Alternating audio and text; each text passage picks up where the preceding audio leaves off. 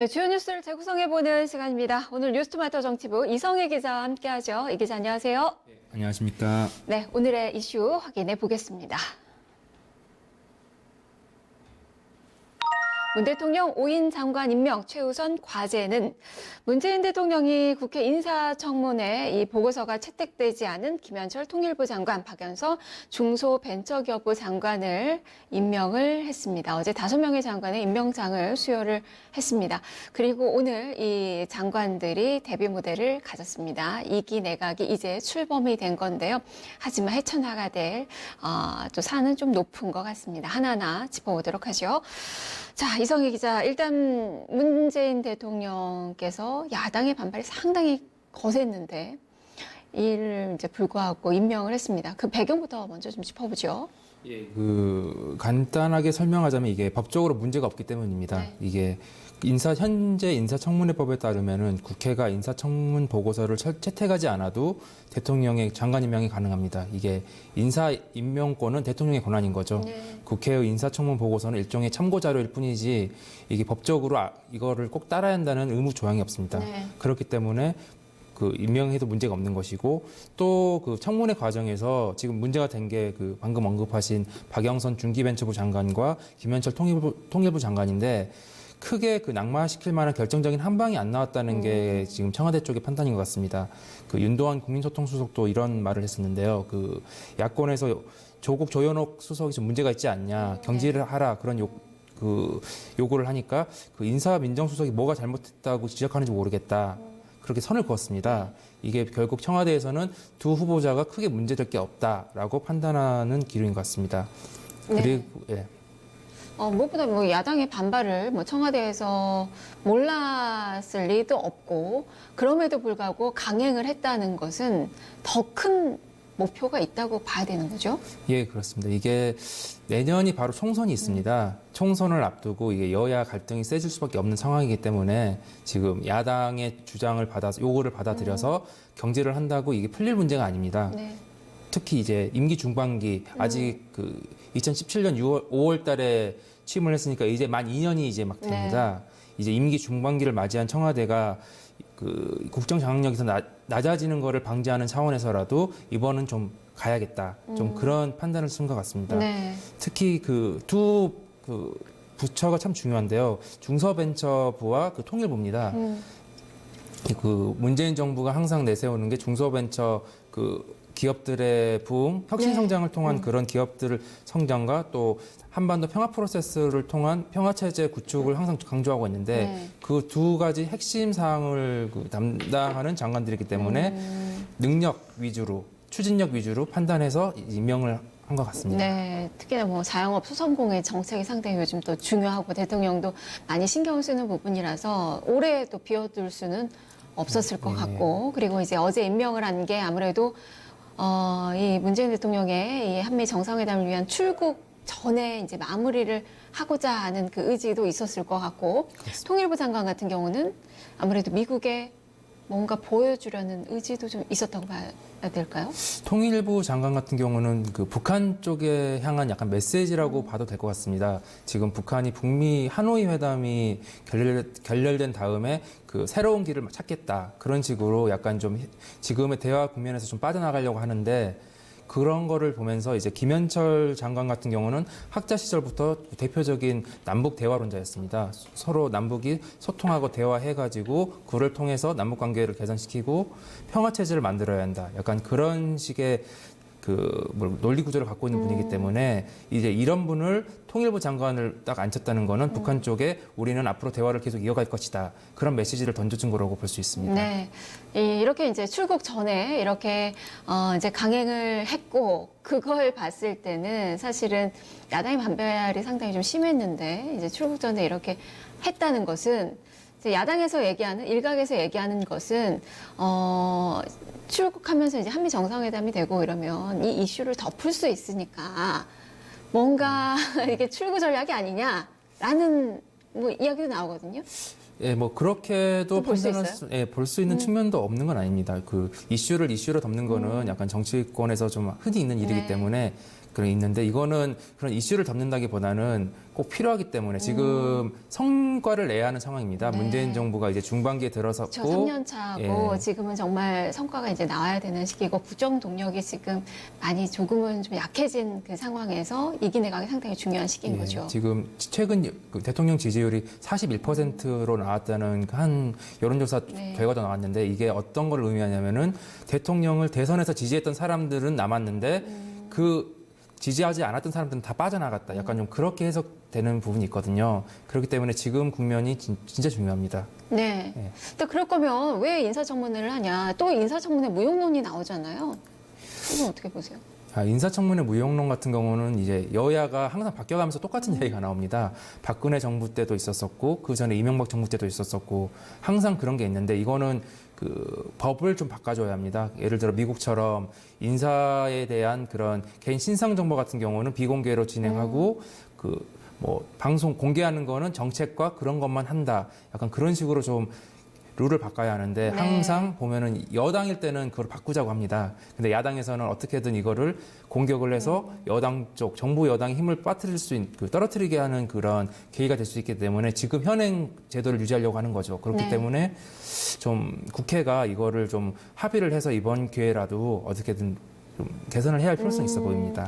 뭐 국회 얘기가 나왔는데 지금 야당의 반발이 정말 심하죠. 지금 뭐 예. 협치는 없다라고 예. 이야기를 합니다. 지금 뭐 3월 국회 같은 경우도 성과가 없었어요. 예. 지금 여야 대치 국면 또 더 강해지겠죠. 예, 그 야권이 지금 마지막까지 두 후보자에 대한 지명 처리를 문 대통령한테 요구한 만큼 더 심각해질 것 같습니다. 지금 한국당 같은 경우는 지금 인사청문회가 끝났는데도 네. 후보들에 대한 그 의혹들을 계속 제기하고 있고 또 헌법재판소 그런 재판관들 인사청문회가 오늘부터 또 시작하는데 네. 못하겠다 우리들은 그 두 명을 임명했으니까 우리가 이거 할 이유가 뭐가 있냐 그런 식으로 그 반발하고 있습니다. 다만 그 강원도 최근 초대형 산불이 발생했는데 네.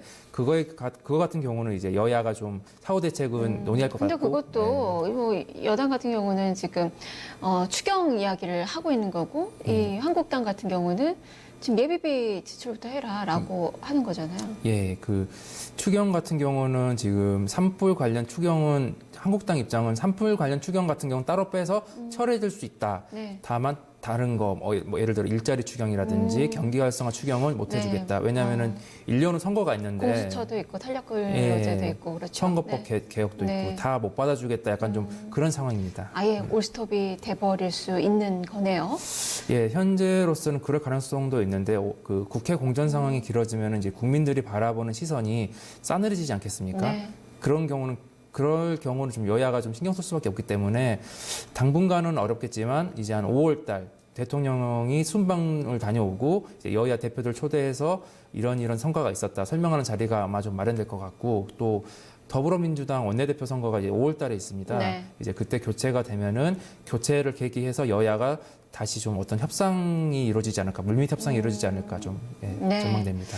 어쨌든 뭐 4월 국회도 좀 험로가 좀 예상이 되는 부분이고요. 그리고 이번에 2명의 장관이 낙마를 했죠. 예, 그러면 예. 이제 추가적인 그 임명이 되는 건가요? 어떻게 보세요? 당장 인선을 서두를 것 같지 않습니다. 일단 가장 먼저 중요한 게 그 청와대 내부 인사검증 기준 보완이 더 필요할 네. 것 같습니다. 청와대가 그동안 그 7대 기준이라고 그 병역 기피, 세금 탈루, 불법적 재산 증식, 위장 전입, 영구 부정행위, 음주운전, 성 관련 범죄 네. 이렇게 7대 기준을 마련해서 나름 내부적으로 검토를 해서 그 후보를 냈는데 네. 막상 국회 청문회 과정에서 보니까 본인이 그거를 사실대로 안 적어버리면 청와대가 막상 그걸 검증할 방법이 없더라고요. 또 국민들이 보기에 3,500만 원 포르쉐가 무슨 문제냐. 청와대에서는 그냥 그렇게 생각했는데 눈높이가 다르죠. 예, 국민들은 네. 좀 그거 없어가지고 힘들어하는 국민들 많은데 너무 청와대가 쉽게 보는 거 아니냐. 좀 네. 그렇게 다르더라고요. 그래서 그런 부분을 좀 검증해가지고 새롭게 그 기준을 만든 다음에 그 야당이 반대를 못할 만한 후보를 찾아서 아마 인선할 것 같습니다. 근데 그런 후보들을 찾는 게 좀 쉽지 않을 것 같죠. 뭐 예. 부실 검증, 거기다가 임명 강행, 그리고 야당의 반발, 이 악순환의 고리가 지금 뭐 인사 때마다 계속 되고 있는데 이게 좀 끊어져야 될 것 같고, 그렇다면 이제 검증부터 좀 잘해야 될 것 같고, 어제 보니까 김병미 국토부 장관은 그 원래 조례성가 이야기를 하실 때 뭐 임기 연장이 아니라 이제 뭐 2기 장관으로서 일을 하겠다라는 그 각오를 좀 이야기를 하셨어요. 그런 측면에서 본다면 좀 길게 좀 가는 것 같죠. 다만 이제 내년 총선이 있어서 이제 공직자들은 90일 전에 이 공직을 그만둬야 되잖아요. 그리고 그 전에 이미 총선 준비를 좀 해야 될 것 같은데 그렇죠. 어느 정도까지 좀 생각을 해볼 수 있는 거예요?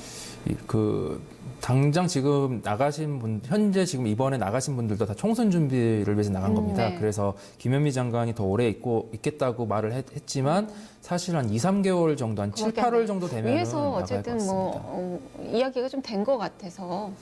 글쎄요, 그렇죠? 그건 일단 대통령이 그때 청와대에서 그 후보자로 냈던 누구였죠? 조용호였나요? 그 후보자의 특성이 뭐였냐면 교통 전문가였습니다.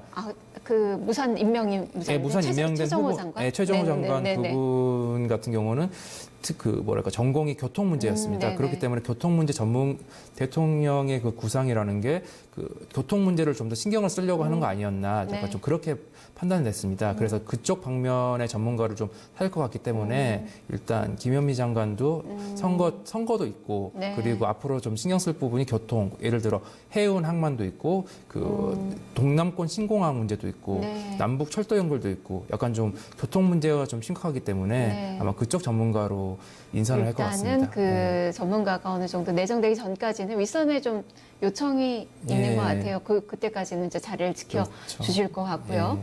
앞서서 뭐 인사 문책 관련돼서 이야기를 했는데 조조 인사검증 라인, 조국 또 조현호 이 두 수석 자리 지킬까요? 이 문제를 좀 어떻게 해결을 해야 된다고 이성희 기자는 보세요? 이게 이와 관련된 그 리얼미터 여론조사가 어제 하나 좀 나왔습니다. 그 장관 후보자 부실 인사검증에 책임을 지고 조국, 조현옥 두 수석을 정질해야 하냐 질문에 반대 응답이 50.1%. 과반을 살짝 넘었죠. 그리고 근데 창성 응답이 39.4%였습니다. 10명 중에 4명이 경질을 해야 한다. 이게 찬반이 사실 팽팽히 맞서는 건데 이게 여기서부터 흥미로운 점이 정치 성향이랑 진영에 따라 의견이 확연하게 갈린다는 점입니다. 그 민주당과 정의당 지지층, 또 진보 성향인 쪽은 70% 이상이 경질하면 안 된다. 그런데 반대로 한국당과 바른미래당 지지층, 보수 진영이죠. 그쪽은 70%가 잘라야 한다. 그렇게 됐습니다. 근데 중도층에서는 경질 반대가 약간 더 많았습니다. 그런 식으로 이제 그 두 수석의 경질 문제가 이 두 수석이 일을 잘한다 못한다 차원이 아니라 약간 정치적 성향, 그런 정쟁 영역으로 가버렸기 때문에 청와대에서는 이걸 좀 보겠죠. 능력의 문제가 아니라 정쟁의 영역이기 때문에 굳이 자를 필요가 없다고 판단을 할 것 같습니다. 네, 일단 뭐 조국 수석도 보니까 SNS 등의 정면 돌파 의지를 또 피력을 하고 있어서 이 부분은 또 지켜봐야 될 것 같아요. 자, 이렇게 5명의 이제 장관이 취임을 했습니다. 국민들이 이 장관들에게 거는 그 기대도 상당히 클 것 같고, 그렇다면 이성희 기자가 볼 땐 최우선 과제가 좀 뭐라고 보세요? 지금 문재인 정부가 이제 임기 3년 차, 이제 국민들한테 성과를 내야 하기 때문에 좀 더 추진력이 필요할 것 같습니다. 지금까지 새로 큰 토대는 이미 다 그려놨으니까 그 토대에 맞춰가지고 실제로 그거를 추진력 있게 진행해서 국민들한테 성과를 보여주는 게 가장 중요할 것 같습니다. 그래서 문재인 대통령도 어제 그 장관들을 임명하면서 격려사를 이렇게 했거든요. 문재인 정부 중기를 함께 끌어갈 각부 장관으로 취임하게 된 걸 축하한다. 행정 능력, 정책 능력을 잘 보여주기 당부한다. 결국 능력을 좀 보여달라는 거죠. 네. 정말 이제 기대대로 적극적인 그런 노력들을 좀 많이 기울여 주셨으면 하는 그 바람이네요. 말씀 여기까지 들을게요. 고맙습니다. 감사합니다. 네, 지금까지 이성희 기자와 함께 했습니다. 이번 신임 장관들 상당히 우여곡절 끝 끝에 이렇게 취임을 하게 됐습니다.